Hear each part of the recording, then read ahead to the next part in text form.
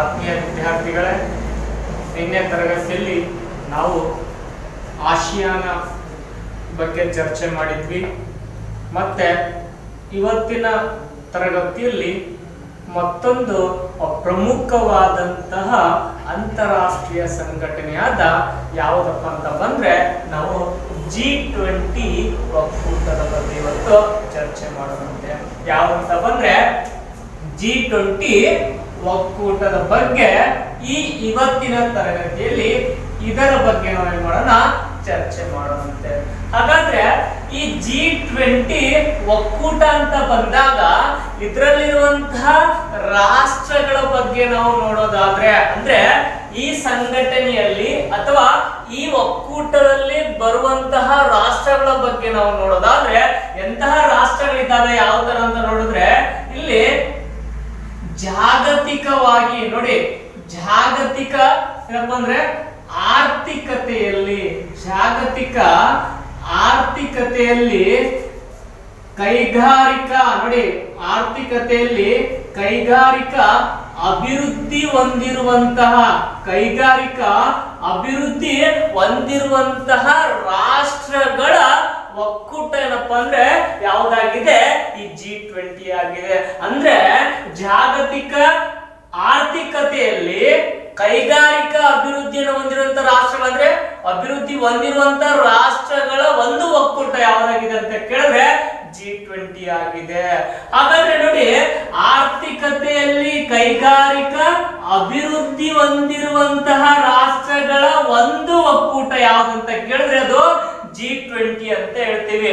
ಹಾಗಾದ್ರೆ ಇಲ್ಲಿ ನೋಡಿ, ಅಭಿವೃದ್ಧಿ ಅಂತ ಬಂದಾಗ ಇಲ್ಲಿ ವಿಶ್ವದ ನೋಡಿ, ವಿಶ್ವದ ಏನು ಒಟ್ಟು, ವಿಶ್ವದ ಒಟ್ಟು ಜಿಡಿಪಿಯಲ್ಲಿ, ಈ ಜಿಡಿಪಿಯಲ್ಲಿ ಈ ಒಕ್ಕೂಟದ ಪಾಲು ಎಷ್ಟಿದೆ, ಅಂದ್ರೆ ಎಷ್ಟು ಪ್ರಮಾಣ ಇದೆ ಅಂತ ನಾವು ನೋಡಿದಾಗ ನೋಡಿ, ವಿಶ್ವದ ಒಟ್ಟು ಜಿಡಿಪಿ ಅಂತ ಹೇಳ್ತಿದೀನಿ, ಅದರಲ್ಲಿ ಎಷ್ಟಪ್ಪ ಅಂದ್ರೆ ಶೇಕಡ 90ರಷ್ಟು, ಶೇಕಡ 90ರಷ್ಟು ಏನಪ್ಪ ಅಂತಂದ್ರೆ ಈ ಒಕ್ಕೂಟ ಹೊಂದಿದೆ.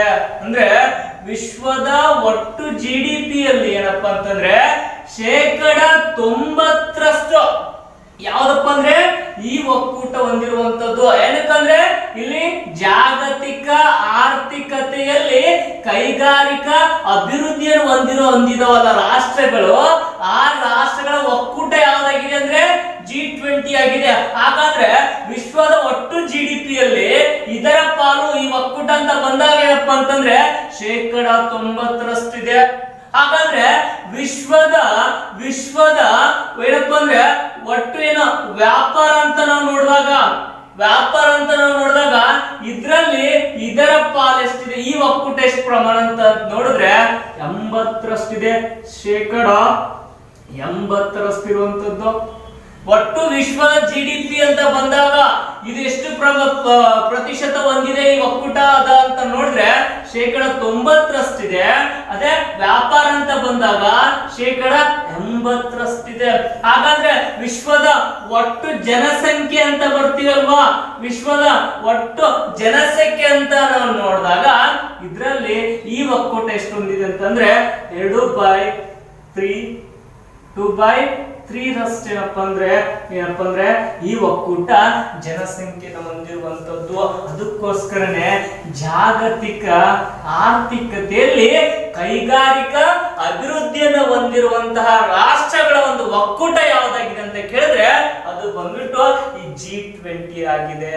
ಹಾಗಾದ್ರೆ ಇಲ್ಲಿ ವಿಶ್ವದ ಒಟ್ಟು ಜಿಡಿಪಿ ಅಂತ ನೋಡಿದಾಗ ಇದರಲ್ಲಿ ಈ ಒಕ್ಕೂಟ ಎಷ್ಟು ಪ್ರತಿಶತ ಹೊಂದಿದೆ ಅಂತ ನೋಡಿದ್ರೆ ಶೇಕಡ 90ರಷ್ಟಿದೆ. ವ್ಯಾಪಾರದಲ್ಲಿ ಬಂದಾಗ ಶೇಕಡ 80ರಷ್ಟು. ಇನ್ನು ಒಟ್ಟು ವಿಶ್ವದ ಒಟ್ಟು ಜನಸಂಖ್ಯೆಯಲ್ಲಿ ಇದು ಎಷ್ಟರಷ್ಟು ಹೊಂದಿದೆ ಅಂತ ನೋಡಿದಾಗ 2/3 ಅಷ್ಟೇನಪ್ಪ ಅಂದ್ರೆ ವಿಶ್ವದ ಜನಸಂಖ್ಯೆಯಲ್ಲಿ ಪಾಲು ಹೊಂದಿರುವಂತದ್ದು. ಇದು ಯಾವ ಒಕ್ಕೂಟ ಅಂತ ಬಂದಾಗ ಈ G20 ಒಕ್ಕೂಟ ಒಂದು ಅಭಿವೃದ್ಧಿ ಹೊಂದಿರುವಂತಹ ರಾಷ್ಟ್ರಗಳ ಒಂದು ಒಕ್ಕೂಟವಾಗಿದೆ. ಹಾಗಾದ್ರೆ ಈ ಒಕ್ಕೂಟ ಎಷ್ಟರಲ್ಲಿ ಸ್ಥಾಪನೆ ಆಗ್ತದೆ ಮತ್ತು ಎಲ್ಲಿ ಸ್ಥಾಪನೆ ಆಗ್ತದೆ ಅಂತ ನಾವು ನೋಡಿದಾಗ ಇದು ಬಂದ್ಬಿಟ್ಟು ಈ ಒಕ್ಕೂಟ ಬಂದ್ಬಿಟ್ಟು 1999 ಏನಪ್ಪ ಅಂದ್ರೆ ಈ ಒಕ್ಕೂಟ ಸ್ಥಾಪನೆ ಆಗ್ತದೆ. ಎಷ್ಟರಲ್ಲಿ ಅಂತ ಬಂದಾಗ 1999ರಲ್ಲಿ ಈ ಒಕ್ಕೂಟ ಏನಾಗ್ತದೆ ಸ್ಥಾಪನೆ ಆಗ್ತದೆ. ಹಾಗಾದ್ರೆ ಈ ಒಕ್ಕೂಟ ಎಲ್ಲಿ ಸ್ಥಾಪನೆ ಆಗಿದೆ ಅಂತ ನೋಡಿದಾಗ ಅದು ಬಂದ್ಬಿಟ್ಟು ನೋಡಿ ಈ ಜರ್ಮನಿಯ ಬರ್ಲಿನ್ ನಲ್ಲಿ ಏನಪ್ಪ ಅಂದ್ರೆ ಈ ಒಕ್ಕೂಟ 1999ರಲ್ಲಿ ಈ ಒಕ್ಕೂಟ ಸ್ಥಾಪನೆ ಆಗ್ತದೆ. ಹಾಗಾದ್ರೆ ಏನಪ್ಪ ಅಂದ್ರೆ G20 ಒಕ್ಕೂಟ ಸ್ಥಾಪನೆ ಆಗಿದ್ದು ರಚನೆ ಆಗಿದೆ ಯಾವಾಗಂತ ಬಂದಾಗ 1999ರಲ್ಲಿ. ಅದು ಎಲ್ಲಿ ಅಂತ ಕೇಳಿದ್ರೆ ಜರ್ಮನಿಯ ಬರ್ಲಿನ್ ನಲ್ಲಿ ಏನಪ್ಪ ಅಂದ್ರೆ ಈ ಒಕ್ಕೂಟ ಏನಾಗ್ತದೆ ರಚನೆ ಆಗ್ತದೆ. ಹಾಗಾದ್ರೆ ಈ G20 ಒಕ್ಕೂಟದಲ್ಲಿರುವಂತ ಸದಸ್ಯ ರಾಷ್ಟ್ರಗಳ ಸಂಖ್ಯೆ ಎಷ್ಟಿದೆ ಅಂತ ನೋಡ್ಬೋದು. ಯಾಕಂದ್ರೆ ಎಕ್ಸಾಮ್ ದೃಷ್ಟಿಯಿಂದ ನೋಡಿದ್ರೆ ಇದರ ಮೇಲೆ ನಿಮ್ಗೆ ಪ್ರಶ್ನೆ ಬರೋದೇನಪ್ಪ ಅಂತಂದ್ರೆ G20 ಸದಸ್ಯ ರಾಷ್ಟ್ರಗಳ ಬಗ್ಗೆ ಕೇಳ್ತಿರ್ತಾನೆ.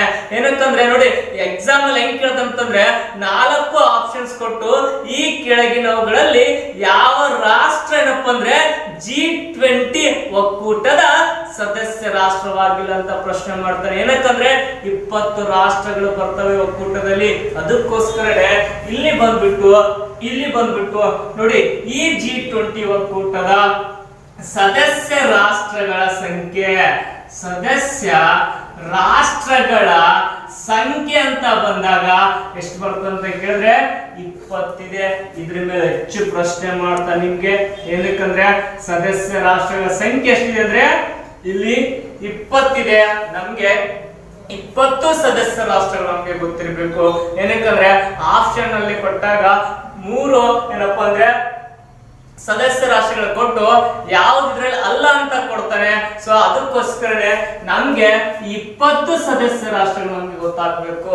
ಹಾಗಾದ್ರೆ ಒಕ್ಕೂಟ ಸ್ಥಾಪನೆ ಆಗಿದ್ದು 1999ರಲ್ಲಿ. ಅದು ಎಲ್ಲಿ ಅಂತ ಕೇಳಿದಾಗ ಜರ್ಮನಿಯ ಬರ್ಲಿನ್ ನಲ್ಲಿ ರಚನೆ ಆಗ್ತದೆ. ಹಾಗಾದ್ರೆ ಈ ಒಕ್ಕೂಟದ ಸದಸ್ಯ ರಾಷ್ಟ್ರಗಳ ಸಂಖ್ಯೆ ಎಷ್ಟಿದೆ ಅಂತ ಪ್ರಶ್ನೆ ಮಾಡಿದ್ರೆ ಎಷ್ಟಿದೆ? 20 ಇದೆ. ಹಾಗಾದ್ರೆ 20 ಸದಸ್ಯ ರಾಷ್ಟ್ರಗಳು ನಮಗೆ ಬಹಳ ಇಂಪಾರ್ಟೆಂಟ್. ಏನಕ್ಕಂದ್ರೆ 20 ನೆನಪಲ್ಲಿ ಇಡಲೇಬೇಕು. ಯಾಕಂದ್ರೆ ಎಕ್ಸಾಮ್ ದೃಷ್ಟಿಯಿಂದ ಬಹಳ ಇಂಪಾರ್ಟೆಂಟ್ ಇದೆ. ಹಾಗಾದ್ರೆ ಇವಾಗ ಏನ್ ಮಾಡೋದಂದ್ರೆ 20 ಸದಸ್ಯ ರಾಷ್ಟ್ರಗಳು ಯಾವಿದಾವ ಅಂತ ನೋಡುವಂತೆ. ಹಾಗಾದ್ರೆ ಈ G20 ಒಕ್ಕೂಟದ ಏನಪ್ಪ ಅಂದ್ರೆ 20 ಸದಸ್ಯ ರಾಷ್ಟ್ರಗಳು ಅಂತ ಹೇಳ್ತಿದೀವಿ. 20 ಸದಸ್ಯ ರಾಷ್ಟ್ರಗಳು ಯಾವ ಬರ್ತವೆ ಅಂತ ನೋಡೋದಾದ್ರೆ ನೋಡಿ 20 ನೋಡೋದಾದ್ರೆ ಆಸ್ಟ್ರೇಲಿಯಾ ಬರ್ತದೆ.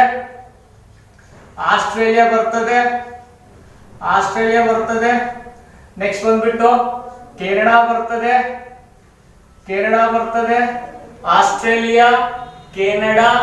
ನೆಕ್ಸ್ಟ್ ಬಂದ್ಬಿಟ್ಟು ಸೌದಿ ಅರೇಬಿಯಾ.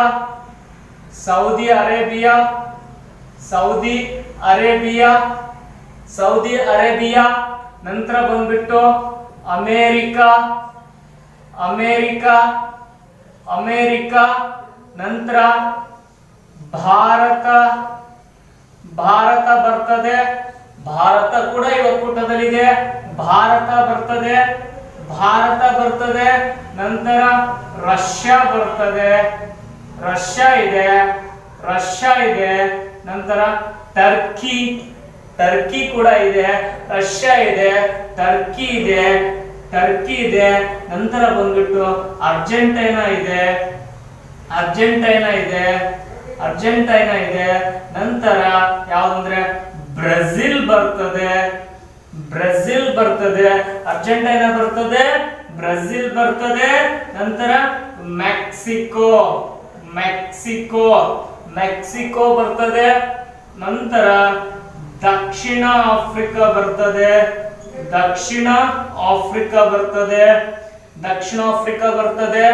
ಹಾಗಾದ್ರೆ ನಂತರ ಬಂದ್ಬಿಟ್ಟು ಇಲ್ಲಿ ಫ್ರಾನ್ಸ್ ಇದೆ. ನಂತರ ಯಾವುದು ಜರ್ಮನಿ ಬರ್ತದೆ. ಫ್ರಾನ್ಸ್ ಆಯ್ತು, ಜರ್ಮನಿ ಆಯ್ತು. ನಂತರ ಬಂದ್ಬಿಟ್ಟು ಯಾವುದು ಇಟಲಿ ಬರ್ತದೆ. ನಂತರ ಬಂದ್ಬಿಟ್ಟು ನಂತರ ಬಂದ್ಬಿಟ್ಟು ಯಾವುದು ಬ್ರಿಟನ್ ಬರ್ತದೆ, ನಂತರ ನೋಡಿ ಚೀನಾ ಬರ್ತದೆ, ಅದು ಬಂದ್ಬಿಟ್ಟು ಚೀನಾ ಆಯ್ತು. ನಂತರ ಬಂದ್ಬಿಟ್ಟು ಇಂಡೋನೇಷ್ಯಾ ಬರ್ತದೆ,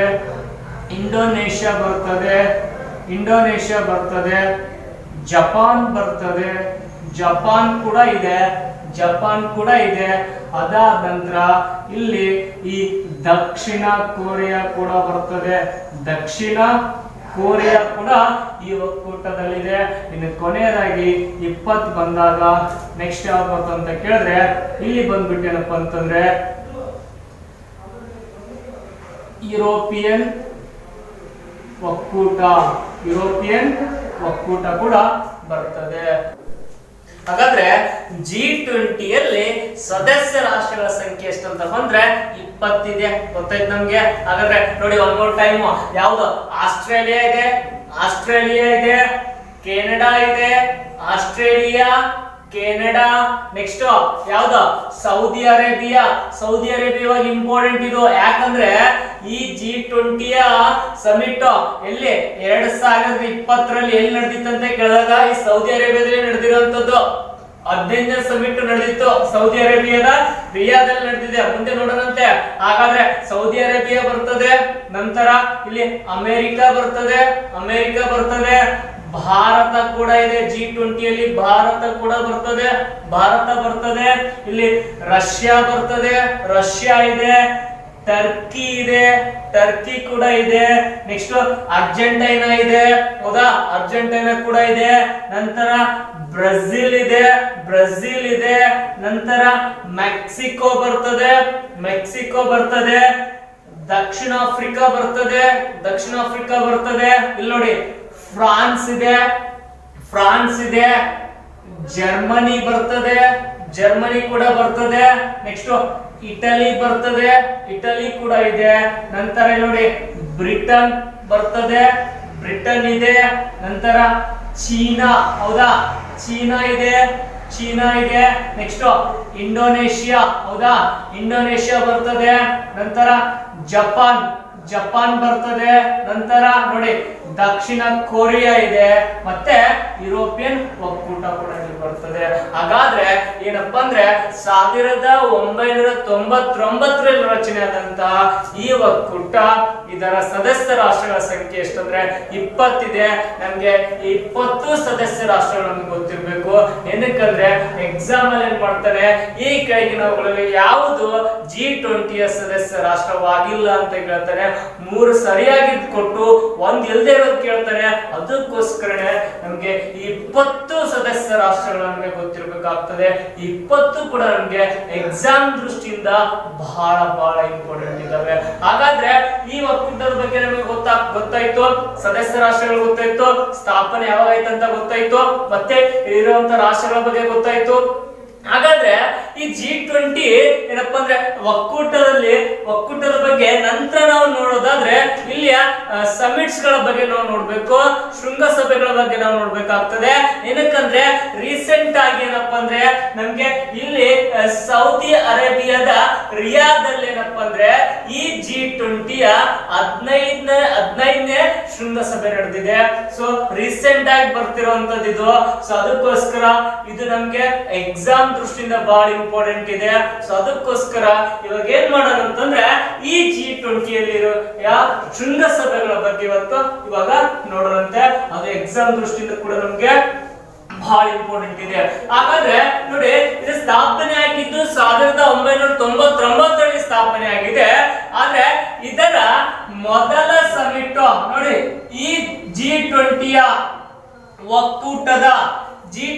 ಒಕ್ಕೂಟದ ಮೊದಲನೇ ಸಭೆ ಅಥವಾ ಮೊದಲನೇ ಶೃಂಗಸಭೆ ಎಷ್ಟರಲ್ಲಿ ನಡೆದಿದೆ ಅಂತ ಕೇಳಿದ್ರೆ 2008ರಲ್ಲಿ ಏನಪ್ಪ ಅಂತಂದ್ರೆ ಈ G20ಯ ಮೊದಲ ಶೃಂಗಸಭೆ ನಡೀತದೆ. ಎಷ್ಟರಂತ ಬಂದಾಗ 2008ರಲ್ಲಿ ಏನಪ್ಪ ಅಂದ್ರೆ ಈ G20ಯ ಏನ್ರಿ ಮೊದಲ ಶೃಂಗಸಭೆ ನಡೀತದೆ. ಹಾಗಾದ್ರೆ ಇದರ ಮೊದಲ ಶೃಂಗಸಭೆ ನಡೆದಿತ್ತು ಅಂತ ಕೇಳಿದ್ರೆ, ಎಲ್ಲಿ ನಡೆದಿದೆ ಅಂತ ಕೇಳಿದ್ರೆ ಅದು ಬಂದ್ಬಿಟ್ಟು ಇಲ್ಲಿ ವಾಷಿಂಗ್ಟನ್, ನೋಡಿ ವಾಷಿಂಗ್ಟನ್ ಡಿಸಿ, ವಾಷಿಂಗ್ಟನ್ ಡಿಸಿ ಅಂದ್ರೆ ಅಮೆರಿಕದಲ್ಲಿ ನಡೆದಿರುವಂತದ್ದು, ಅಮೆರಿಕದಲ್ಲಿ ನಡೆದಿರುವಂತ ವಾಷಿಂಗ್ಟನ್ ಡಿಸಿ ಅಮೆರಿಕ ಅಲ್ವಾ. ಸೊ ಅಲ್ಲಿ ಏನಪ್ಪಾ ಅಂದ್ರೆ 2008ರಲ್ಲಿ ಈ G20ಯ ಮೊದಲ ಶೃಂಗಸಭೆ ನಡೀತದೆ. ಹಾಗಾದ್ರೆ ಈ G20ಯ ಮೊದಲ ಶೃಂಗಸಭೆ ನೋಡಿ ಅಧ್ಯಕ್ಷತೆ ಅಂತ ನೋಡಿದ್ರೆ ಯಾರಿದ್ರಂತ ಬಂದಾಗ ಇಲ್ಲಿ George W bush, George W bush ಏನಪ್ಪ ಅಂದ್ರೆ ಇದರ ಅಧ್ಯಕ್ಷತೆ ವಹಿಸಿದವರಂತವರು.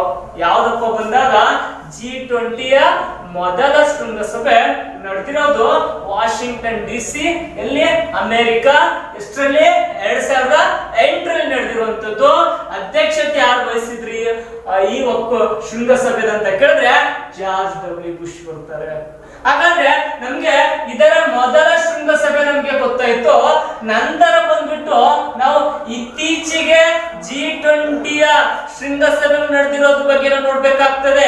ಹಾಗಾದ್ರೆ ನಾವು ಇತ್ತೀಚೆಗೆ ನಡೆದಿರುವಂತಹ G20ಯ ಶೃಂಗಸಭೆಗಳು ನಾವು ನೋಡೋದಾದ್ರೆ ಇಲ್ಲಿ 2019ರಲ್ಲಿ ನೋಡ್ತೀವಿ ನಡೆದಿರುವಂತದ್ದು. ನೋಡಿ ಎಷ್ಟಿದೆ ಅಂತ ಕೇಳಿದಾಗ 14ನೇ ಶೃಂಗಸಭೆ ಇದು. ನೋಡಿ G20ಯ 14ನೇ ಶೃಂಗಸಭೆ ಎಷ್ಟರಲ್ಲಿ ನಡೆದಿತ್ತು ಅಂತ ಕೇಳಿದಾಗ 2019ರಲ್ಲಿ ನಡೀತದೆ. 2019ರಲ್ಲಿ G20ಯ ಎಷ್ಟನೇ ಶೃಂಗಸಭೆ ಅಂತ ಪ್ರಶ್ನೆ ಮಾಡಿದ್ರೆ 14ನೇ ಶೃಂಗಸಭೆ ಇದೆನಾ, ಎಷ್ಟರಲ್ಲಿ ನಡೆದಿದೆ ಅಂತ ಕೇಳಿದ್ರೆ 2019ರಲ್ಲಿ ನಡೆದಿರುವಂತದ್ದು, ಹೌದಾ. ಹಾಗಾದ್ರೆ ಈ 14ನೇ ಶೃಂಗಸಭೆ ಎಲ್ಲಿ ನಡೆದಿತ್ತು ಅಂತ ನೋಡಿದ್ರೆ ಅದು ಬಂದ್ಬಿಟ್ಟು ನಮ್ಗೆ ಈ ಜಪಾನ್ ಏನಿದೆ ಅಲ್ವಾ, ಈ ಜಪಾನ್ ನ ಒಸಾಕಾದಲ್ಲಿ ಏನಪ್ಪ ಅಂತಂದ್ರೆ ಈ G20ಯ 14ನೇ ಶೃಂಗಸಭೆ 2019ರಲ್ಲಿ ನಡೀತದೆ. ಎಲ್ಲಿ ಅಂತ ಕೇಳಿದ್ರೆ ಜಪಾನ್ ನ ಒಸಾಕಾದಲ್ಲಿ ನಡೀತದೆ. 2019ರಲ್ಲಿ ಎಷ್ಟನೇ ಶೃಂಗಸಭೆ G20 ಇದ್ದಿದೆ ಅಂತ ಕೇಳಿದ್ರೆ ಇದರ ಎಷ್ಟನೇದು 14ನೇ ಶೃಂಗಸಭೆ ನಡೆದಿರುವಂತದ್ದು. ಹಾಗಾದ್ರೆ ಈ 14ನೇ ಶೃಂಗಸಭೆ ಅಧ್ಯಕ್ಷತೆ ಅಂತ ನಾವು ನೋಡಿದಾಗ ಯಾರು ವಹಿಸಿದ್ರು ಅಂತ ಕೇಳಿದ್ರೆ ಶಿಂಜೋ ಅಬೆ, ಏನು ಜಪಾನ್ ಪ್ರಧಾನಿ ಆದಂತಹ ಈ ಶಿಂಜೋ ಅಬೆ ಅವರು ಏನಪ್ಪಾ ಅಂದ್ರೆ ಈ 14ನೇ ಶೃಂಗಸಭೆಯ ಅಧ್ಯಕ್ಷತೆ ವಹಿಸಿರುವಂತದ್ದು, ಹೌದಲ್ವಾ. ಹಾಗಾದ್ರೆ 2019 G20ಯ 14ನೇ ಶೃಂಗಸಭೆ ನಡೆದಿರೋದು ಜಪಾನ್ ಒಸಾಕಾ. ಹಾಗಾದ್ರೆ ಮೊದಲು ನಡೆದಿರೋದು ಎಷ್ಟು ಅಂತ ಕೇಳಿದಾಗ 2008ರಲ್ಲಿ ನಡೆದಿರುವಂತದ್ದು. ಎಲ್ಲಿ ಅಂತ ಬಂದ್ರೆ ವಾಷಿಂಗ್ಟನ್ ಡಿಸಿ ಅಮೆರಿಕ. ಅಧ್ಯಕ್ಷತೆ ಬಂದಾಗ ಜಾರ್ಜ್ ಡಬ್ಲ್ಯೂ ಬುಷ್. ಹಾಗಾದ್ರೆ ನಮ್ಗೆ 14ನೇ ಗೊತ್ತಾಯ್ತು. 2019 ರೀಸೆಂಟ್ ಇನ್ನು ನೋಡೋದಾದ್ರೆ G20ಯ 15ನೇ ಶೃಂಗಸಭೆ ನೋಡಿ, G20ಯ 15ನೇ ಶೃಂಗಸಭೆ ಎಷ್ಟರಲ್ಲಿ ನಡೆದಿತ್ತು ಅಂದ್ರೆ 2020ರಲ್ಲಿ ನಡೆದಿತ್ತು. 2020ರಲ್ಲಿ ನಡೆದಿರುವಂತದ್ದು G20ಯ ಎಷ್ಟು ಶೃಂಗಸಭೆ 15ನೇ ಶೃಂಗಸಭೆ. ಇದು ಎಕ್ಸಾಮ್ಗೆ ಬಹಳ ಇಂಪಾರ್ಟೆಂಟ್ ನಮ್ಗೆ. ಹಾಗಾದ್ರೆ ಈ G20ಯ 15ನೇ ಶೃಂಗಸಭೆ 2020 ಎಲ್ಲಿ ನಡೆದಿತ್ತು ಅಂತ ಕೇಳಿದಾಗ ಅದು ಬಂದ್ಬಿಟ್ಟು ಈ ಸೌದಿ ಅರೇಬಿಯಾದ ನೋಡಿ, ಸೌದಿ ಅರೇಬಿಯಾದ ರಿಯಾದಲ್ಲಿ ನಡೀತದೆ. ಸೌದಿ ಅರೇಬಿಯಾದ ರಿಯಾದಲ್ಲಿ ಏನಪ್ಪಾ ಅಂದ್ರೆ ರಿಯಾದಲ್ಲಿ ಯಾವುದು ಈ G20ಯ 15ನೇ ಶೃಂಗಸಭೆ ನಡೆದಿತ್ತು. 2020ರಲ್ಲಿ ನಡೆದಿರುವಂತದ್ದು. ಅದಕ್ಕೋಸ್ಕರ ಇದು ಎಕ್ಸಾಮ್ ದೃಷ್ಟಿಯಿಂದ ಬಹಳ ಇಂಪಾರ್ಟೆಂಟ್ ಇದೆ ನಮ್ಗೆ. ಹಾಗಾದ್ರೆ ಈ ಸೌದಿ ಅರೇಬಿಯಾದ ರಿಯಾದಲ್ಲಿ ನಡೆದಿತ್ತಲ್ವಾ, ಇದರ ಏನಪ್ಪಾ ಅಂದ್ರೆ ಅಧ್ಯಕ್ಷತೆ ಅಂತ ನಾವು ನೋಡಿದಾಗ ವಹಿಸ್ಕೊಂಡವ್ರು ಯಾರು ಅಂತ ಕೇಳಿದ್ರೆ ಈ ಸೌದಿ ಅರೇಬಿಯಾದ ರಾಜ ಆದಂತ ಯಾರಂದ್ರೆ Salman bin Abdul Aziz. Salman bin Abdul Aziz ಏನಪ್ಪ ಅಂದ್ರೆ ಇವ್ರು ಬಂದ್ಬಿಟ್ಟು ಈ G20ಯ 15ನೇ ಶೃಂಗಸಭೆಯ ಅಧ್ಯಕ್ಷತೆ ವಹಿಸಿದ್ದು, ಹೌದಾ. ಹಾಗಾದ್ರೆ 2019ರಲ್ಲಿ ನಡೆದಿರುವಂತದ್ದು 14ನೇದು ಎಲ್ಲಿ ಅಂದ್ರೆ ಜಪಾನ್ ಒಸಾಕಾದಲ್ಲಿ ನಡೆದಿರುವಂತದ್ದು. ಅಧ್ಯಕ್ಷತೆ ಬಂದಾಗ ಶಿಂಜೋ ಅಬೆ ಬರ್ತಾರೆ. ನೆಕ್ಸ್ಟ್ ಬಂದ್ಬಿಟ್ಟು 15ನೇ ಶೃಂಗಸಭೆ ಬಂದಾಗ 2020ರಲ್ಲಿ ಇದು ನಡೆದಿರುವಂತದ್ದು. ಹಾಗಾದ್ರೆ ಎಲ್ಲಿ ಅಂತ ಕೇಳಿದ್ರೆ ಸೌದಿ ಅರೇಬಿಯಾದ ರಿಯಾದಲ್ಲಿ ನಡೆಯುವಂತದ್ದು. ಇದರ ಅಧ್ಯಕ್ಷತೆ ಅಂತ ಬಂದಾಗ ಸೌದಿ ಅರೇಬಿಯಾದ ರಾಜ ಆದಂತ ಯಾರಂದ್ರೆ ಸಲ್ಮಾನ್ ಬಿನ್ ಅಬ್ದುಲ್ ಅಜೀಜ್ ಅನ್ನೋರೇನಪ್ಪ ಅಂದ್ರೆ ಇದರ ಅಧ್ಯಕ್ಷತೆ ವಹಿಸಿದ್ರು. ಹಾಗಾದ್ರೆ ಇದು ನಮ್ಗೆ ಎಕ್ಸಾಮ್ ದೃಷ್ಟಿಯಿಂದ ಏನಪ್ಪಾ ಅಂದ್ರೆ ಇಂಪಾರ್ಟೆಂಟ್ ಆಗ್ತದೆ. ಎಕ್ಸಾಮ್ ದೃಷ್ಟಿಯಿಂದ ನಮ್ಗೆ ಇಂಪಾರ್ಟೆಂಟ್ ಆಗ್ತದೆ, ಯಾಕಂದ್ರೆ ರೀಸೆಂಟ್ ಆಗಿರುವಂತದ್ದು. ನಂತರ ನೋಡಿ, ನಂತರ ಬಂದ್ಬಿಟ್ಟು ಇದರ 16ನೇ ಸಭೆ, ಈ G20ಯ 16ನೇ ಸಭೆ ಎಷ್ಟರಲ್ಲಿ ಅಂದಾಗ 2021ರಲ್ಲಿ ನಡಿಬೇಕಾಗಿರುವಂತದ್ದು. 2021ರಲ್ಲಿ ಎಷ್ಟನೇದು 16ನೇ ಸಭೆ, 15 ಎಲ್ಲಾಗಿದೆ ಸೌದಿ ಅರೇಬಿಯಾ ರಿಯಾದಲ್ಲಿ. ಹಾಗಾದ್ರೆ 16ನೇ ಸಭೆ 2021ರಲ್ಲಿ ನಡೆಯುವಂತದ್ದು. ಹಾಗಾದ್ರೆ ಎಲ್ಲಿ ನಡೀತದೆ ಇದು ಅಂತ ಕೇಳಿದ್ರೆ ಇದು ಬಂದ್ಬಿಟ್ಟು ಇಟಾಲಿಯ, ನೋಡಿ ಇಟಾಲಿಯ ರೋಮ್ ಅಲ್ಲಿ ಇದು ನಡೆಯುವಂತದ್ದು. ಇಟಾಲಿಯ ರೋಮ್ ಅಲ್ಲಿ ಇದೇನಪ್ಪ ಅಂದ್ರೆ ಎಷ್ಟನೇದು ಈ 16ನೇ ಸಭೆ 2021 ಇಟಾಲಿಯ ರೋಮ್ ಅಲ್ಲೇನಪ್ಪ ಅಂದ್ರೆ ನಡೆಯಬೇಕಾಗಿರುವಂತದ್ದು. ಇದು ಮುಂದಿನ ಸಭೆ 2020 ನಡಿಬೇಕಾಗಿರುವಂತದ್ದು ಇವಾಗ, ಹೌದಾ? ಹಾಗಾದ್ರೆ ಹಿಂದೆ 2020 ನಡೆದಿರುವಂತದ್ದು ಸೌದಿ ಅರೇಬಿಯಾ 21ರಲ್ಲಿ ಅಂತ ಬಂದಾಗ ಇಲ್ಲಿ ಇಟಾಲಿಯ ರೋಮ್ ಅಲ್ಲಿ ಎಷ್ಟನೇ ಸಭೆ ಅಂತ ಕೇಳಿದ್ರೆ ಇದು G20 16ನೇ ಸಭೆ ಆಗಿದೆ ನಡೆಯುವಂತದ್ದು. ನಂತರ ಬಂದ್ಬಿಟ್ಟು ಈ G20ಯ 17ನೇ ಸಭೆ, ಈ G20ಯ 17ನೇ ಸಭೆ ಎಷ್ಟರಲ್ಲಿ ಅಂತ ಬಂದಾಗ 2022ರಲ್ಲಿ, ಹೌದಾ? 2022 G20 ಎಷ್ಟನೇ ಸಭೆ ಇದು 17ನೇ ಸಭೆ. ಎಲ್ಲಿ ನಡಿಬೇಕಾಗಿತ್ತು ಅಂತ, ಎಲ್ಲಿ ನಡೆಯುವಂತದ್ದು ಅಂತ ಕೇಳಿದ್ರೆ ಅದು ಬಂದ್ಬಿಟ್ಟು ನಮ್ಗೆ ಇಂಡೋನೇಷ್ಯಾದಲ್ಲಿ ನಡೆಯುವಂತದ್ದು. ಇದು ಇಂಡೋನೇಷ್ಯಾದಲ್ಲಿ ಏನಪ್ಪಾ ಅಂದ್ರೆ ಇದು ನಡೆಯುವಂತದ್ದು, ಹೌದಾ? ಹಾಗಾದ್ರೆ 17ನೇ ಸಭೆ ಮುಂದೆ ಎಲ್ಲಿ ನಡೀತದೆ ಇದ್ರದ್ದು ಅಂತ ಕೇಳಿದ್ರೆ 2022ರಲ್ಲಿ ಎಲ್ಲಿ ನಡೆಯುವಂತದಂದ್ರೆ ಇಂಡೋನೇಷ್ಯಾದಲ್ಲಿ ಮುಂದೆ ನಡೆಯುವಂತ ಸಭೆ ಇದು. 2022ರಲ್ಲಿ G20ಯ 17ನೇ ಶೃಂಗಸಭೆ. ಹಾಗಾದ್ರೆ 16ನೇದು 2020ರಲ್ಲಿ ನಡೆಯುತ್ತೆ 16ನೇದ.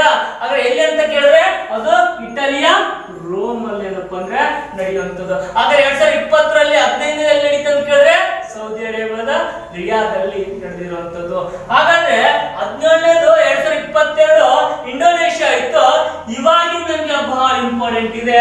ಏನಕ್ಕಂದ್ರೆ ನೋಡಿ, ಈ G20ಯ 18ನೇ ಶೃಂಗಸಭೆ ನಮಗೆ ಈಗ ಇಂಪಾರ್ಟೆಂಟ್. ಇದು ಏನಕ್ಕಂದ್ರೆ ಇದು ನಡೆಯುವಂತದ್ದು 2023ರಲ್ಲಿ.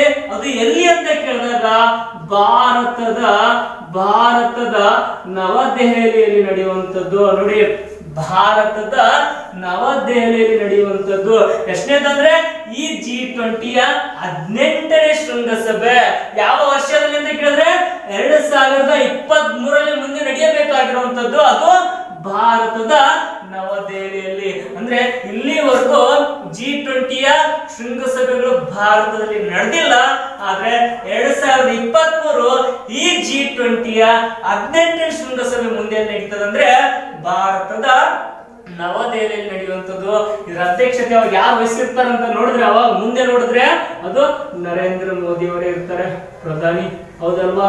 ನರೇಂದ್ರ ಮೋದಿ ಅವರು ಇರ್ತಾರೆ. ಯಾಕಂದ್ರೆ 2023 ಹೇಳ್ತೀನಿ ನಾನು. 2021 ಅಂತ ಬಂದಾಗ ಏನ್ ಬರ್ತದೆ, ಇದು ಇಟಲಿಯ ರೋಮ್ ಬರ್ತದೆ.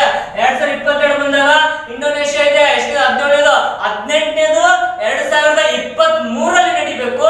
ಅದು ಏನಕ್ಕೆ ಇಂಪಾರ್ಟೆಂಟ್ ಇವಾಗ ಅಂತಂದ್ರೆ ಅದು ನಡೀತಾ ಇರುವಂತದ್ದು ಎಲ್ಲಿ ಅಂತ ಕೇಳಿದ್ರೆ ಭಾರತದ ನವದೆಹಲಿಯಲ್ಲಿ ನಡೆಯುವಂತದ್ದು. ಸೊ ಭಾರತದಲ್ಲಿ ಮೊಟ್ಟ ಮೊದಲಿದು G20 18ನೇ ಶೃಂಗಸಭೆ ಇದೆ. ಓಕೆ, ಆದ್ರೆ ಇಲ್ಲಿ ತನಕ ಭಾರತದಲ್ಲಿ ಒಂದು ಸಭೆ ಕೂಡ ನಡೆದಿರಲಿಲ್ಲ ಇದ್ರದ್ದು. ಅದಕ್ಕೋಸ್ಕರ ಇದು ಇಂಪಾರ್ಟೆಂಟ್ ನನಗೆ ಇವಾಗ. ಯಾಕಂದ್ರೆ 18ನೇ ಶೃಂಗಸಭೆ 2023ರಲ್ಲಿ ಭಾರತದ ನವದೆಹಲಿ. ಹಾಗಾದ್ರೆ 2020 ನಡೆದಿತ್ತು ಅಂತ ಕೇಳಿದ್ರೆ ಸೌದಿ ಅರೇಬಿಯಾದ ರಿಯಾದಲ್ಲಿ. ಆದ್ರೆ ಎಷ್ಟನೇ ಸಭೆ ಆಗಿತ್ತು G20 ಅಂತ ಕೇಳಿದ್ರೆ 15ನೇ ಶೃಂಗಸಭೆ ಆಗಿತ್ತು G20. ಹಾಗಾದ್ರೆ G20ಯ 18ನೇ ಶೃಂಗಸಭೆ ಎಷ್ಟರಲ್ಲಿ ನಡೀತದೆ? 2023ರಲ್ಲಿ ನಡೀತದೆ. ಹಾಗಾದ್ರೆ ಈ 18ನೇ ಶೃಂಗಸಭೆ G20 ಯಾವ ರಾಷ್ಟ್ರ ಅಂತ ಬಂದಾಗ ಅಧ್ಯಕ್ಷತೆ ವಹಿಸುವಂತದ್ದು ಭಾರತ, ಹೌದಾ? ಹಾಗಾದ್ರೆ ಇದು ನಮ್ಗೆ ಎಕ್ಸಾಮ್ ದೃಷ್ಟಿಯಿಂದ ಬಹಳ ಇಂಪಾರ್ಟೆಂಟ್ ಇದೆ. ಒಂದು 18ನೇ ಸಭೆ ಇಂಪಾರ್ಟೆಂಟ್. ನೆಕ್ಸ್ಟ್ ರೀಸೆಂಟ್ ಬಂದಾಗ ಯಾವುದು 2020ರಲ್ಲಿ ಸೌದಿ ಅರೇಬಿಯಾದ ರಿಯಾದಲ್ಲಿ, 21ರಲ್ಲಿ ಎಲ್ಲಿ ಅಂತ ಕೇಳಿದ್ರೆ 2021 ಅಂತ ಎಲ್ಲಿ ಅಂತ ಕೇಳಿದ್ರೆ ಅದು ನಡೆಯುವಂತದ್ದು ಎಲ್ಲಿ ಅಂದ್ರೆ ಇಟಲಿಯ ರೋಮ್ ಅಲ್ಲಿ ನಡೀತದೆ. ಹಾಗಾದ್ರೆ 17ನೇ ಸಭೆ 2022 ಎಲ್ಲಿ ಅಂದ್ರೆ ಇಂಡೋನೇಷಿಯಾ. 18ನೇ ಸಭೆ ನಡಿಬೇಕಾಗಿದೆ ಯಾವ ವರ್ಷ ಅಂತ ಬಂದಾಗ 2023ರಲ್ಲಿ ನಡಿಬೇಕಿದೆ 18ನೇ ಸಭೆ. ಅದು ಎಲ್ಲಿ ಅಂದ್ರೆ ಭಾರತದ ನವದೆಹಲಿಯಲ್ಲಿ ನಡೆಯುವಂಥದ್ದು. ಇದು ನಮ್ಗೆ ಎಕ್ಸಾಮ್ ದೃಷ್ಟಿಯಿಂದ ಇದು ಬಹಳ ಇಂಪಾರ್ಟೆಂಟ್ ಆಗಿದೆ. ಹಾಗಾದ್ರೆ ರೀಸೆಂಟ್ ಆಗಿ ನಮ್ಗೆ 2020 ಇಲ್ಲಿ ಈ ಸೌದಿ ಅರೇಬಿಯಾದ ರಿಯಾದಲ್ಲಿ ರಿಯಾದಲ್ಲಿ ಏನಪ್ಪ ಅಂದ್ರೆ G20ಯ ಎಷ್ಟನೇದು 15ನೇ ಶೃಂಗಸಭೆ ನಡೆದಿತ್ತಲ್ವಾ. ಹಾಗಾದ್ರೆ ಈ ಸಭೆಯಲ್ಲಿ ಏನಪ್ಪ ಅಂದ್ರೆ ಎದ್ರ ಬಗ್ಗೆ ಹೆಚ್ಚು ಚರ್ಚೆ ಮಾಡ್ತಾರೆ ಅಂತ ನೋಡಿದ್ರೆ ಇಲ್ಲಿ ಹವಾಮಾನದ ನೋಡಿ, ಈ ಹವಾಮಾನದ ಬದಲಾವಣೆ ಬಗ್ಗೆ, ಹವಾಮಾನದ ಬದಲಾವಣೆ 2015ರ ಪ್ಯಾರಿಸ್ ಒಪ್ಪಂದ ಏನಾಗಿತ್ತಲ್ಲ ಹವಾಮಾನದ ಬಗ್ಗೆ, ಅದ್ರ ಬಗ್ಗೆ ಏನಪ್ಪ ಅಂದ್ರೆ ಇಲ್ಲಿ ಚರ್ಚೆ ಮಾಡ್ತಾರೆ. ಎಲ್ಲಂದ್ರೆ ಈ ಸೌದಿ ಅರೇಬಿಯಾದ ರಿಯಾದ್ ಅಲ್ಲಿ ನಡೆದಿರುವಂತಹ ಶೃಂಗಸಭೆಯಲ್ಲಿ ಹವಾಮಾನದ ಬದಲಾವಣೆ ಬಗ್ಗೆ ಏನಪ್ಪ ಅಂದ್ರೆ ಇಲ್ಲಿ ಹೆಚ್ಚು ಚರ್ಚೆ ಮಾಡಲಾಗ್ತದೆ. ಹಾಗಾದ್ರೆ 2020ರಲ್ಲಿ ಏನು ನಡೆದಿತ್ತಲ್ವಾ G20ಯ 15ನೇ ಶೃಂಗಸಭೆ, ಇದರ ಧ್ಯೇಯವಾಕ್ಯ ಏನಾಗಿತ್ತು ಅಂತ ಕೇಳಬಹುದು ನಿಮ್ಗೆ ಎಕ್ಸಾಮ್ ಅಲ್ಲಿ. ಹಾಗಾದ್ರೆ ಇದರ ಧ್ಯೇಯವಾಕ್ಯ ನೋಡಿ 2020ರ ಎಷ್ಟಿದು ಈ 15ನೇ ಶೃಂಗಸಭೆ G20 ದಲ್ವಾ, 15ನೇ ಶೃಂಗಸಭೆ, ಈ G20 15ನೇ ಶೃಂಗಸಭೆಯ ಧ್ಯೇಯವಾಕ್ಯ ಏನಾಗಿತ್ತು ಅಂತ ಕೇಳಿದ್ರೆ ಅದು ಬಂದ್ಬಿಟ್ಟು ನೋಡಿ ರಿಯಲೈಸಿಂಗ್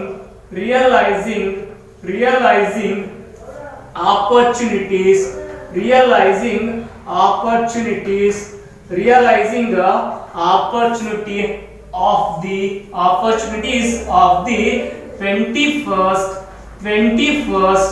century for all. ನೋಡಿ, realizing opportunities of the 21st century for all ಎಂಬ ಧ್ಯೇಯವಾಕ್ಯದೊಂದಿಗೆ ಏನಪ್ಪ ಅಂದ್ರೆ ಈ G20 ಒಕ್ಕೂಟದ ಎಷ್ಟೇನು 20ನೇ ಶೃಂಗಸಭೆ, G20 ಒಕ್ಕೂಟದ 15ನೇ ಶೃಂಗಸಭೆ ಏನಪ್ಪ ಅಂದ್ರೆ 2020ರಲ್ಲಿ ಇಲ್ಲಿ ಸೌದಿ ಅರೇಬಿಯಾದ ರಿಯಾದಲ್ಲಿ ನಡೆಯಲಾಗ್ತದೆ. ಹಾಗಾದ್ರೆ ಯಾವ ಧ್ಯೇಯವಾಕ್ಯ ಅಂತ ಕೇಳಿದಾಗ realising opportunities of the 21st century for all ಎಂಬ ಧ್ಯೇಯವಾಕ್ಯದೊಂದಿಗೆ ಈ ಸಭೆಯನ್ನ ಶೃಂಗಸಭೆಯನ್ನ ಏನಪ್ಪ ಅಂದ್ರೆ ಸೌದಿ ಅರೇಬಿಯಾದ ರಿಯಾದಲ್ಲಿ ಮಾಡ್ತಾರೆ. ಎಷ್ಟನೇದಂದ್ರೆ 15ನೇ ಶೃಂಗಸಭೆ ಆಗಿರುವಂತದ್ದು 2020ರಲ್ಲಿ. ಹಾಗಾದ್ರೆ ಈ ಧ್ಯೇಯವಾಕ್ಯ ಕೂಡ ನಮ್ಗೆ ಇಂಪಾರ್ಟೆಂಟ್ ಇದೆ. ಇಲ್ಲಿ ಅತಿ ಹೆಚ್ಚು ಇಲ್ಲಿ ಚರ್ಚೆ ಮಾಡಿದ ಏನಪ್ಪ ಅಂತಂದ್ರೆ ಹವಾಮಾನದ ಬದಲಾವಣೆ ಬಗ್ಗೆ ಏನಪ್ಪ ಅಂದ್ರೆ ಇಲ್ಲಿ ಚರ್ಚೆ ಮಾಡಲಾಗ್ತಂದ್ರೆ 2015ರ ಏನು ಈ ಪ್ಯಾರಿಸ್ ಒಪ್ಪಂದ ಏನೇ ಆಯ್ತಲ್ಲ ಹವಾಮಾನದ ಬಗ್ಗೆ, ಹೌದಾ, ಇದ್ರ ಬಗ್ಗೆ ಏನಪ್ಪ ಅಂದ್ರೆ ಇಲ್ಲಿ ಹೆಚ್ಚು ಚರ್ಚೆ ಮಾಡಲಾಗ್ತದೆ. ಹಾಗಾದ್ರೆ ನಮ್ಗೆ ಇವಾಗ ಗೊತ್ತಾಯ್ತು G20ಯ ಶೃಂಗಸಭೆಗಳು 2022ರಲ್ಲಿ ನಡೀತಿದೆ, 2022ರಲ್ಲಿ ನಡೀತಿದೆ ಅಂತ ನಮ್ಗೆ ಗೊತ್ತಾಯ್ತು. 2023ರಲ್ಲಿ ನಡೀತಿದೆ ಅಂತ ಕೂಡ ನಮ್ಗೆ ಗೊತ್ತಾಯ್ತು. 2023 ನಡೆಯುವಂತ ನಮ್ಗೆ ಇಂಪಾರ್ಟೆಂಟ್ ಇದೆ. ಯಾಕಂದ್ರೆ 18ನೇ ಶೃಂಗಸಭೆ G20 ಅದು ಭಾರತದ ನವದೆಹಲಿಯಲ್ಲಿ ನಡೆಯುವಂತದ್ದು. ಅದು ನಮ್ಗೆ ಇಂಪಾರ್ಟೆಂಟ್. ರೀಸೆಂಟ್ ಬಂದಾಗ 2020ರಲ್ಲಿ ನಡೆದಿರುವಂತದ್ದು ಧ್ಯೇಯವಾಕ್ಯ ಬಂದ್ರೆ realising opportunities of the 21st century for all ಅಂತ ಏನಪ್ಪ ಅಂದ್ರೆ ಇದರ ಧ್ಯೇಯವಾಕ್ಯವಾಗಿದೆ. ಹಾಗಾದ್ರೆ ನಮ್ಗೆ G20 ಒಕ್ಕೂಟ ಬಂದಾಗ ಸ್ಥಾಪನೆ 1999 ಜರ್ಮನಿಯ ಬರ್ಲಿನ್ ಸ್ಥಾಪನೆ ಆಗಿರುವಂತದ್ದು. ಒಟ್ಟು ಸದಸ್ಯ ರಾಷ್ಟ್ರಗಳ ಸಂಖ್ಯೆ ಬಂದಾಗ 20 ರಾಷ್ಟ್ರಗಳಿದ್ದಾವೆ. ಮೊದಲ ಸಭೆ 2008ರಲ್ಲಿ ನಡೆದಿರುವಂತದ್ದು ಅಮೆರಿಕ, ಹೌದಾ. ನಂತರ 14ನೇ ಬಂದ್ರೆ 2019ರಲ್ಲಿ ನಡೆದಿರುವಂತದ್ದು ಎಲ್ಲಿ ಜಪಾನ್ ಒಸಾಕಾದಲ್ಲಿ ನಡೀತದೆ. ನೆಕ್ಸ್ಟ್ 15 ಬಂದ್ರೆ ನಮ್ಗೆ 2020 ಸೌದಿ ಅರೇಬಿಯಾ ರಿಯಾದಲ್ಲಿ ನಡೆದಿರುವಂತದ್ದು. ನೆಕ್ಸ್ಟ್ 16ನೇ ಬಂದ್ರೆ 2021 ಇಟಾಲಿಯ ರೋಮ್ ಅಲ್ಲಿ ನಡಿಬೇಕಾಗಿರುವಂತದ್ದು. ನೆಕ್ಸ್ಟ್ ಬಂದ್ಬಿಟ್ಟು ಏನಪ್ಪಾ ಅಂದ್ರೆ 17 ಬಂದ್ರೆ 2022 ಅಲ್ಲಿ ನಡಿಬೇಕಾಗಿರುವಂತದ್ದು, ಇಂಡೋನೇಷ್ಯಾ ನಡಿಬೇಕಾಗಿರುವಂತದ್ದು. ನೆಕ್ಸ್ಟ್ 2023 ಈ G20 18ನೇ ಶೃಂಗಸಭೆ ನಡಿಬೇಕಾಗಿರೋದು ಎಲ್ಲಿ ಅಂತ ಕೇಳಿದಾಗ ನಮ್ಗೆ ಭಾರತದ ನವದೆಹಲಿಯಲ್ಲಿ ನಡಿಬೇಕು. ನೆಕ್ಸ್ಟ್ 2024 ಇದರ 19ನೇ ಸಭೆ ಬಂದ್ರೆ ಅದು ನಡೆಯುವಂತದ್ದು ಬ್ರೆಜಿಲ್ ಅಲ್ಲಿ ನಡೆಯುವಂತದ್ದು. ಹಾಗಾದ್ರೆ ಇದು ಬಂದ್ಬಿಟ್ಟು ಏನಪ್ಪಾ ಅಂದ್ರೆ G20 ಒಕ್ಕೂಟದ ಬಗ್ಗೆ ಇರುವಂತಹ ಪ್ರಮುಖವಾದಂತಹ ವಿಷಯಗಳು. ಸೊ ವಿದ್ಯಾರ್ಥಿಗಳೇ, ನಾನು ಇವತ್ತಿನ ಕ್ಲಾಸ್ ಅಲ್ಲಿ ಏನಪ್ಪಾ ಅಂದ್ರೆ ನಿಮಗೆ ಎಕ್ಸಾಮ್ ದೃಷ್ಟಿಯಿಂದ ರೀಸೆಂಟ್ ಆಗಿ ಈ ಟಾಪಿಕ್ ಮೇಲೆ ಕೇಳುವಂತ ಪ್ರಶ್ನೆಗಳ ಬಗ್ಗೆ ಆಲ್ರೆಡಿ ಹೇಳಿಬಿಟ್ಟಿದ್ದೀನಿ. ನಾನು ನಿಮ್ಗೆ ಒಂದು 18ನೇ ಶೃಂಗಸಭೆ ನೆನಪಲ್ಲಿ ಇಟ್ಕೋಬೇಕು, ರೀಸೆಂಟ್ ಆಗಿ ನೆನಪಲ್ಲಿ ಇಟ್ಕೋಬೇಕು. ಬಿಟ್ರೆ 20 ಸದಸ್ಯ ರಾಷ್ಟ್ರಗಳೇನಿದೆ ಅಲ್ವಾ, ಅಂದ್ರೆ ಆಸ್ಟ್ರೇಲಿಯಾ ಬರ್ತದೆ, ನಮ್ಗೆ ಕೆನಡಾ ಬರ್ತದೆ, ಸೌದಿ ಅರೇಬಿಯಾ ಬರ್ತದೆ, ಅಮೆರಿಕ ಬರ್ತದೆ, ಫ್ರಾನ್ಸ್ ಬರ್ತದೆ, ಭಾರತ ಬರ್ತದೆ, ಮತ್ತೆ ಇಟಲಿ ಬರ್ತದೆ, ಹೌದಾ, ಬ್ರೆಜಿಲ್ ಬರ್ತದೆ. ಇವೇನೆಲ್ಲ ಹೇಳಿದಿನಲ್ಲ 20 ರಾಷ್ಟ್ರಗಳೇನು ಹೇಳಿದಿನಲ್ಲ ನಿಮ್ಗೆ, ಅವುಗಳು ಕೂಡ ಏನಪ್ಪಾ ಅಂದ್ರೆ ನಾವು ನೆನಪಲ್ಲಿ ಇಡ್ಬೇಕಾಗ್ತದೆ. ಯಾಕಂದ್ರೆ ಎಕ್ಸಾಮ್ ದೃಷ್ಟಿಯಿಂದ ಅವುಗಳು ಕೂಡ ನಮ್ಗೆ ಬಹಳ ಇಂಪಾರ್ಟೆಂಟ್ ಆಗಿದ್ದಾವೆ. ಹಾಗಾದ್ರೆ ವಿದ್ಯಾರ್ಥಿಗಳೇ, ಮತ್ತೆ ನಾವು ಮುಂದಿನ ತರಗತಿಯಲ್ಲಿ ಏನ್ ಮಾಡೋಣ ಅಂತಂದ್ರೆ ಮತ್ತೊಂದು ಏನಪ್ಪಾ ಅಂದ್ರೆ ಸಂಘಟನೆ ಕುರಿತು ಏನಪ್ಪಾ ಅಂದ್ರೆ ಚರ್ಚೆ ಮಾಡೋಣಂತೆ. ಸೊ ದಯವಿಟ್ಟು ಏನಪ್ಪಾ ಅಂದ್ರೆ ಇಲ್ಲಿ ತನಕ ನನ್ನ ಈ ಚಾನಲ್ ಅನ್ನ ಸಬ್ಸ್ಕ್ರೈಬ್ ಮಾಡಿದ್ರಲ್ಲ, ನಿಮ್ಮೆಲ್ಲರಿಗೂ ಕೂಡ ನಾವು ಧನ್ಯವಾದಗಳು. ಹಾಗೆ ಇನ್ನು ಹೆಚ್ಚೆಚ್ಚಾಗಿ ಏನಪ್ಪಾ ಅಂದ್ರೆ ಈ ಚಾನಲ್ ಏನಪ್ಪಾ ಅಂದ್ರೆ ಸಬ್ಸ್ಕ್ರೈಬ್ ಮಾಡಿಸಿ, ಹಾಗೆ ಇನ್ನೊಬ್ಬರಿಗೆ ಇದ್ರ ಬಗ್ಗೆ ತಿಳಿ ಹೇಳಿ ಅಂತ ಏನಪ್ಪಾ ಅಂದ್ರೆ ಮತ್ತೆ ತಮ್ಮೆಲ್ಲರಿಗೂ ಏನಪ್ಪಾ ಅಂದ್ರೆ ಧನ್ಯವಾದಗಳು ಹೇಳ್ತೇನೆ.